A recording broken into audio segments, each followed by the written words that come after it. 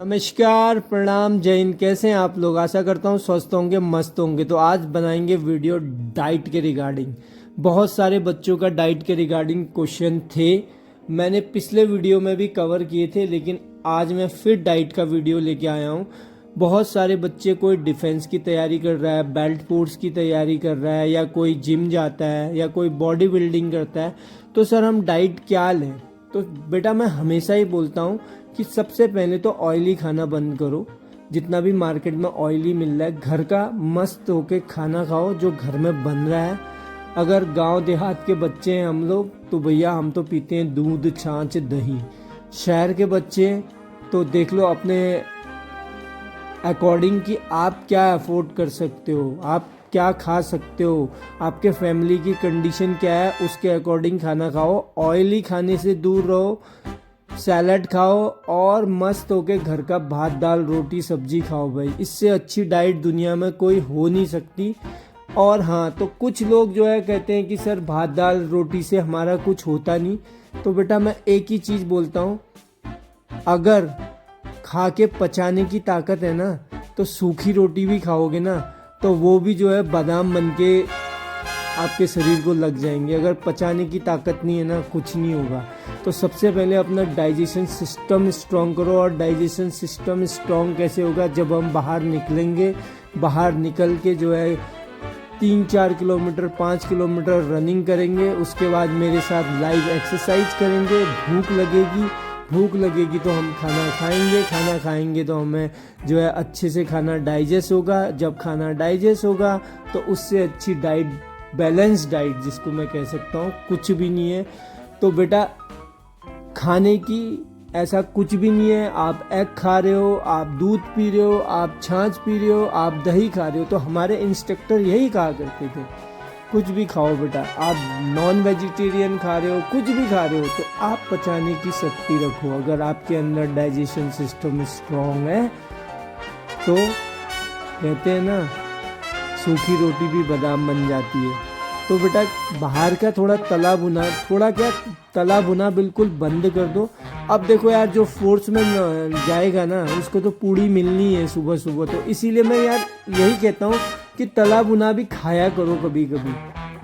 हम young generation है, young body है, अगर हम अभी नहीं खाएंगे तो कब खाएंगे? देखो डिफेंस में तुम्हें सुबह पूरी मिलनी है, अब उसका सामना तो तुम कर नहीं सकते हो कि इसके बदले हमें रोटी दे दो करके। तो अब वो डाइट उन लोगों के लिए जो घर में रहते हैं और जिन्होंने डिफेंस फोर्सेस नहीं ज्वाइन करनी, वो लोग कुछ भी खा रहे हैं। लेकिन जो डिफेंस फोर्सेस ज्वाइन करने वाले हैं, मस्त होके पूड़ी वूड़ी खा लिया करो भाई, कोई दिक्कत नहीं है। क्योंकि हमने तो फिर जितने साल सर्विस करेंगे वो हमें जो है ब्रेकफास्ट में मिलना ही मिलना है। हफ्ते में 5 या 6 दिन, हो सकता है कभी कभी 7 के 7 दिन भी ब्रेकफास्ट में पूड़ी मिले। तो उसकी आदत जो है बना के रखनी है। दूसरा क्वेश्चन था बच्चों का स्टेमिना के रिगार्डिंग। सर मेरा स्टेमिना नहीं बन रहा है, या मैं जो टाइम चाहता हूँ, जो सेना की तैयारी कर रहे हैं, 5 मिनट का टाइम नहीं आ रहा है, या 4 मिनट 55 सेकंड का टाइम नहीं आ रहा है, या 5 मिनट का टाइम नहीं आ रहा है। तो उनसे यही कहूँगा, बेटा अगर आप ग्रुप में दौड़ रहे हो तो कम से कम 15 से 20 दिन अकेला दौड़ो, वॉच पहन के।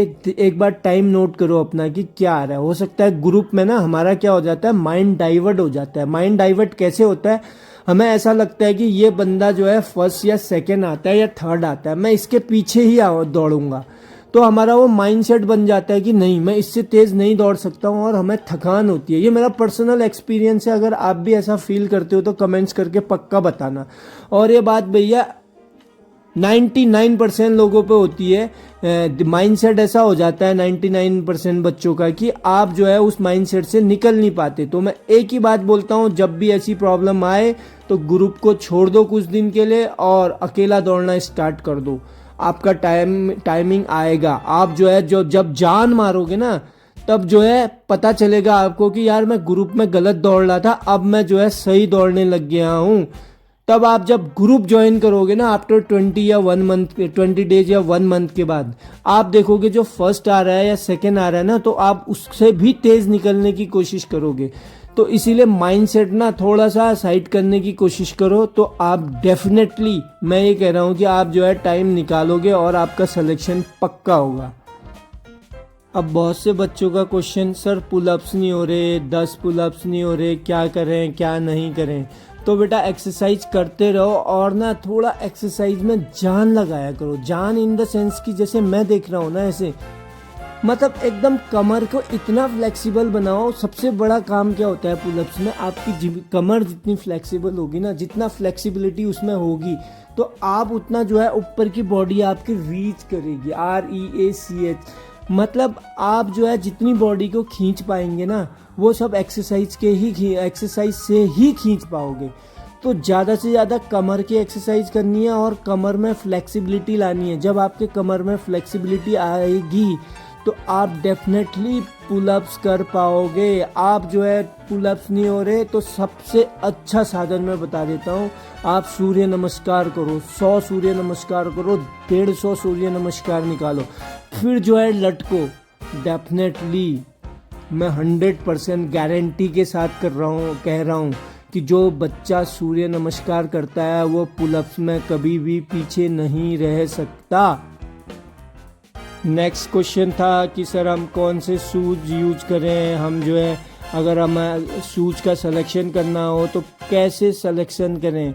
तो यार एक चीज़ बता देना चाहता हूँ, शूज़ से कुछ भी नहीं होता भाई। कोई भी शूज़ में तुम प्रैक्टिस करो, तुम्हारा अगर तुम जान लगा रहे हो ना, अपनी फुल जान दे रहे हो, फुल ताकत से, फुल स्पीड से, जो स्पीड चाहिए, जो एक्यूरेसी चाहिए, उस हिसाब से कर रहे हो, तो जूते तो भाई डजन मैटर। भाई मैंने तो कभी नहीं देखा, अगर आपने देखा होगा कोई बच्चा नंगे पाँव भी जो है डामर रोड में दौड़ता है और वो जो है सेकंड या फर्स्ट पोजीशन लेके आता है। तो भाई शूज का कुछ भी नहीं है, आप जो आपको अच्छा लगता है, जो आपको सूट करता है, और सबसे बड़ी बात तो मैं ये कहूँगा कि जो आप अफोर्ड कर सकते हो वो वाला शूज पहनो। ये नहीं कि हम जो है एडिडास के 3-3, 4-4 हज़ार रुपए के जूते पहने और हम जो है अपनी रेस कंप्लीट ना कर पाएँ। ऐसा कभी भी मत सोचो, ठीक है। जो मिल रहा है उससे सेटिस्फाई रहो। जब आप कमाने लग जाओगे भैया, आप पहन लेना जो भी ब्रांड पहनना है। उस समय मैं किसी को नहीं कहूँगा कि आपने ये क्यों पहना है करके। अब आती है रिटन एग्जामिनेशन के रिगार्डिंग क्वेश्चन। सर हम रिटन एग्जामिनेशन में किस टाइप के प्रिपरेशन करें, तो मैं बता देना चाहता हूँ।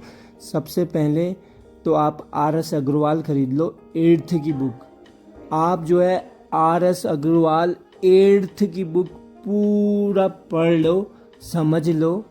आप जो है ना मैथ्स में जितने मार्क्स का भी आएगा उसमें से 50 आउट ऑफ 50 भी ले आओगे, 100 का आएगा तो 100 आउट ऑफ 100 ले आओगे। ये मेरी डेफिनेटली गारंटी है। RS अग्रवाल या RD शर्मा से ही क्वेश्चन पेपर बनता है, और इवन मैंने बनते हुए देखा भी है। अब मैं ये खुलासा नहीं करूँगा क्योंकि उसमें कंट्रोवर्सी हो जाएगी, लेकिन RS अग्रवाल पढ़ लो भाई, उससे बाहर से कोई भी क्वेश्चन नहीं आएगा। जो भी ऑफिसर होता है RS अग्रवाल पकड़ता है 8th की और वो सारे क्वेश्चन दे देता है। 9th से देखो सिलेबस डिफरेंट हो जाता है, सब कुछ डिफरेंट हो जाता है, तो 9th का कुछ भी नहीं आता। 8th की आप जो है सिंपल इंटरेस्ट कर लो, प्रॉफिट एंड लॉस कर लो, परसेंटेज कर लो और कंपाउंड इंटरेस्ट कर लो, और जो भी जो है सिलेबस में वो सारी चीज़ें कंप्लीट कर लो आप 101%। और जीके में तो भैया जीके का तो वास्ट सिलेबस है, उसको पढ़ते रहो। रीजनिंग में आप वर्बल कर लो, नॉन वर्बल कर लो, दैट्स इट। इससे ज़्यादा कुछ नहीं करना है। आप जो है 101% सिलेक्शन होगा। आप RS अग्रवाल पकड़ो और रीजनिंग की कोई भी वर्बल नॉन वर्बल की बुक ले लो, आपका 101% उसी में से आएगा। और जीके के बारे में मैं भविष्यवाणी नहीं कर सकता हूँ क्योंकि भाई जीके का वास्ट सिलेबस होता है, उसको पढ़ते रहो, आपका सिलेक्शन डेफिनेटली होगा। और बहुत से बच्चों का एक लास्ट क्वेश्चन कि सर क्या हमें अग्निवीर ज्वाइन करना चाहिए कि नहीं करना चाहिए। देखो बेटा, अपनी एबिलिटी को पहचानो। सबसे बड़ी बात क्या होती है, अपनी एबिलिटी को पहचानना, अपने अंदर झांक के देखो कि 10th में अगर 40-45 लाख बच्चे अगर एग्ज़ाम दे रहे हैं, 12th में जो है अगर 40 लाख या 35 लाख बच्चे एग्ज़ाम दे रहे हैं, तो मैं कहाँ पे हूँ। जिस समय ये बात आपको समझ आएगी कि मैं कहाँ पर हूँ, उस समय आपको समझ में आ जाएगा कि लाइफ में मुझे क्या करना है, क्या नहीं करना है। अगर आपको लगता है कि अगर मेरे पास फाइनेंशियली मैं वीक हूँ, मैं आगे पढ़ना चाहता था, तो मैं हमेशा ही कहता हूँ कि आप अग्निवीर ज्वाइन करो, उससे अच्छी जॉब आपको कहीं नहीं मिलेगी। जैसे आप अग्निवीर ज्वाइन करते हो, चाहे इंडियन आर्मी करो, एयरफोर्स करो, नेवी करो, तो उसके बाद आपको बेनिफिट क्या होने वाला है कि आप जितने साल सर्विस कर रहे हो ना, उस सर्विस के दौरान जो है, मैंने इस पर एक डिटेल वीडियो भी बनाई है कि अग्निवीर के बाद क्या करें, लेकिन अभी भी फिर भी बता देता हूँ कि उस ड्यूरेशन में आप ग्रेजुएशन करो। जैसे आपका ग्रेजुएशन कंप्लीट होता है, तब तक आपका रिटायरमेंट प्लान शुरू हो जाता है, और जैसे आपका रिटायरमेंट प्लान शुरू होता है, आप रिटायर होते हो अग्निवीर से, तो आपके पास ग्रेजुएशन की डिग्री हाथ में होती है। जैसे ही आपके पास ग्रेजुएशन में डिग्री हाथ में होती है, तो आपके पास कुछ पैसे भी हाथ में होते हैं। तो उस पैसे का कैसे यूटिलाइज करना है, वो अब आप पे डिपेंड है कि कोई बच्चा कहता है कि मैं मास्टर्स करना चाहता हूँ, कोई कहता है कि नहीं मैं बीएड करूँगा, या मैं कुछ ऐसा डिग्री करूँगा जिससे जो है आगे मेरे लिए बेनिफिशियल होगा ये चीज़। तो उसके रिगार्डिंग मैंने एक वीडियो बनाया, उसको भी देख सकते हो। तो फिर मिलते हैं नेक्स्ट वीडियो में, तब तक के लिए जय हिंद, राम राम।